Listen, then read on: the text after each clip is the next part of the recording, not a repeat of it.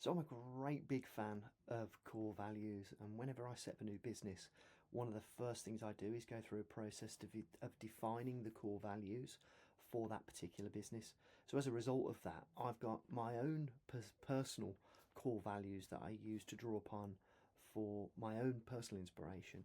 But then for every business that I set up, I develop a set of core values for that particular business. My personal core values are actually just around my desk here where I sit from my home studio. Now, core values are such a key part, I believe, of a business in order to be able to set the foundations for what you really believe in and what the business stands for. It's really useful for recruitment to check that your team are aligned with the core values of the business, and it's also really good to put your heart out there, if you like, to show your potential prospects and your clients what you're all about as a business. Now, one of the most popular core values, or rather, I should say, one of the most well used core value for Blam websites and the Blam partnership program is the core value embrace the beauty of technology. Now, we came up with this one getting on for nearly a decade ago now when the business was first set up, because it's a technology led business, and throughout history, technology has been fantastic for helping us, get more stuff done more quickly, for innovation, creativity. It is fantastic. But then if you're on the cutting edge, using it and applying it can be in equal measure quite frustrating when it goes wrong, when it goes crashing, and when you get all the challenges that come with innovating with new technology. And so, right at the very beginning of setting up Blam, embrace the beauty of technology. That core value is all about saying, let's embrace technology because it has a beauty to it. It's exciting, it's innovative, it helps us get more done, it helps us get things done that we couldn't do without it. And we know it is going to be frustrating, but embrace the beauty of it, because ultimately the things that we create in our business in a creative industry are beautiful. Our websites are beautiful, the branding that we produce is beautiful.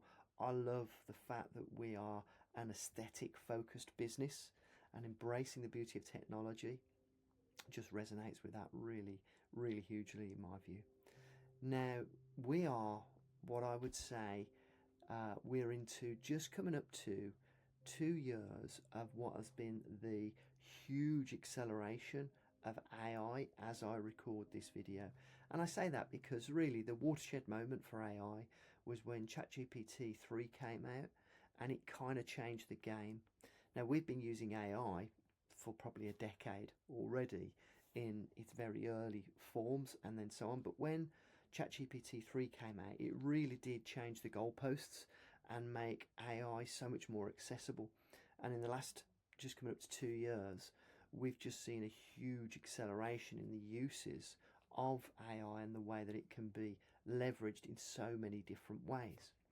Now, I was hosting an event earlier this week where we had a tech and cybersecurity panel, and it was kind of a sort of round table, if you like, where I interviewed some people on stage. I asked them some questions to an audience of entrepreneurs. One of the questions that we talked about was AI, and we talked about whether we think AI is going to be taking jobs, whether it's going to steal people's jobs, should people be worried.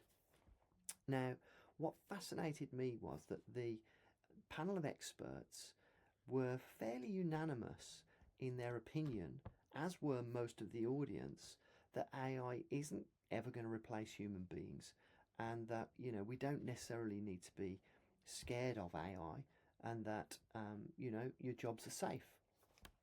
Now, since AI came out and started really getting traction sort of 2 years ago, and prior to that, we did use AI in several ways, but I think when ChatGPT became open source, and all the other Geminis and all the other different AI companies started really getting traction, up until that point, then AI was kind of, a somewhat fringe technology, and people there was always the doomsayers that would say that, like the Terminator scenario is going to happen in the future. But they couldn't really see that happening anytime soon. Pretty much every predictor, scientist, etc., had no idea how quickly AI would accelerate. I remember reading a book that was 4 years ago that was by the top guy who was supposed to be the top AI scientist, and the stuff that he was predicted for a decade and 2 decades in the future we're already doing. So it's caught a lot of people by surprise. When I challenged the people on the tech forum about whether they thought that jobs were really going to be lost, it was because I know they already are. AI is already replacing jobs because it can do things faster, it can do things smarter, and when you've got people that understand the AI and they are driving it, then it's going to take less people to do much more work than it would have done before. The creative industry, the content writing industry, marketing is the industry that's been the one that most affected first and foremost. And as I'm in marketing, I've been right on the cutting edge.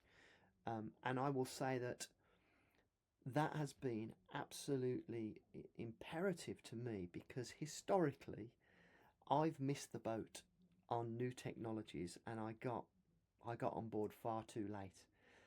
With AI, I've been following it, and as soon as it started to get some traction, we've been all over it like a rash, because I kind of missed the boat on the internet way back when I was a young man when it first came out, and so many people did so well out the internet. I didn't quite get it when it first came out, I'll be honest. And then I was really late to the party on websites. So I used to do graphic design, we used to build a lot of catalogues, and that would have been, in hindsight, such an easy transition to go from catalogues to online. But I really dragged my feet with that because I'm a creative naturally. I'm all about the aesthetic, and for me, I like the sort of the nuts and bolts of designing stuff. And in the early days, it was quite difficult. I did build websites, but I was all about making them look good rather than actually make money and perform, which is now, obviously these days, you can have the best of both worlds. So I was really, really, absolutely motivated not to miss the boat with AI.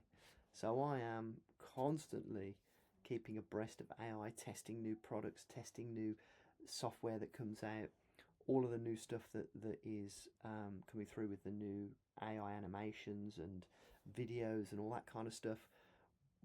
At Blam and me personally we're all over it like a rash. Now, it became really obvious really quickly that AI is going to be replacing jobs, but it's also going to be creating jobs. And so I think we should not be putting our head in the sand about AI. We should be embracing the beauty of technology. The core value that I hold so dear from 10 years ago is more important now than ever. We can create beautiful things with AI technology. We can do things we wouldn't have been able to dream of only 18 months ago. We can actually create so much more, so much better, quicker, that it's mind-blowing at how cool it is. However, we've got to embrace it, we've got to make sure we leverage it, and we've got to make sure that we understand how to harness it to get the most out of it. And because we've been doing that right from the very beginning, I would say that it has already stopped me having to recruit more people. So we can do more now with fewer people in marketing, websites, content writing, and all the stuff in and around that area with less people. But what we've done is we've just produced a lot more and kept the team pretty similar. So what that means as a result is that at the moment there will be less jobs than there would have been had there been the requirement to create the amount of content that we're creating. Now, that's kind of like the downside to it, is that we're not creating jobs, but as a result of that, we're now creating other kinds of jobs. Prompt architects, people that can leverage the technology, because AI doesn't do it all for you. You've got to be a driver of it. And the best metaphor that I heard a while ago was back at the turn of the century when the automobile cars were first invented. There was a whole huge industry across the world that serviced, maintained, and looked after horses. That was the key mode of transport. You've got all your horses, all the livery stuff that comes with horses, how to house them, to keep them, to feed them, carts, carriages, you know, your stirrups, your saddles, everything that goes with this huge industry. And within a decade, that industry was absolutely demolished. But as a result, there's a whole other industry, the automotive industry, that's come out of it. And that's where we should be looking, is that we're creating a whole other industry where we can leverage the power of AI. It still needs human beings to drive it. And so I would urge you, if you're watching this anytime close to when I've recorded it, because if you're watching this in 10 years' time, it's going to be old news. Embrace the beauty of technology. Don't be scared of AI. Get under the bonnet of it. See what you can do with it, because it is amazing technology. It's really exciting. It's so cool to do some of the things that we can do with it. And it's moving quicker than it's ever moved before. We've got to stay at the forefront of the technology. We've got to keep moving forward with it. It's another core value of Blam. Embrace the beauty of this technology, and then make sure that you're the one that is driving it. You are the prompt artist. You are the person that understands how to get the most out of it. Just the same way as if, you know, you've got a car. If you don't learn how to drive that car, you're never going to be in a race.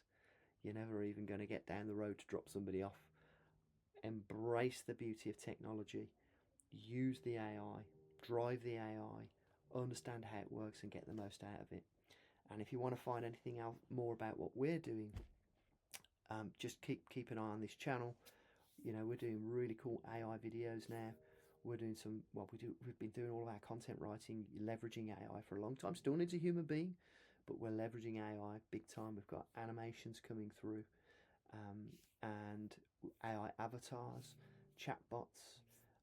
I'm actually going through a process at the moment with this cool little device called Claude, where it records everything, and those recordings get put into an archive, and then my AI avatar will be able to answer questions and service people en masse with the information that I would give them. And it's, you know, the goal is to get that to be something that means that I can focus on other things, and then all the questions that I get asked on a daily basis can be answered by my AI avatar.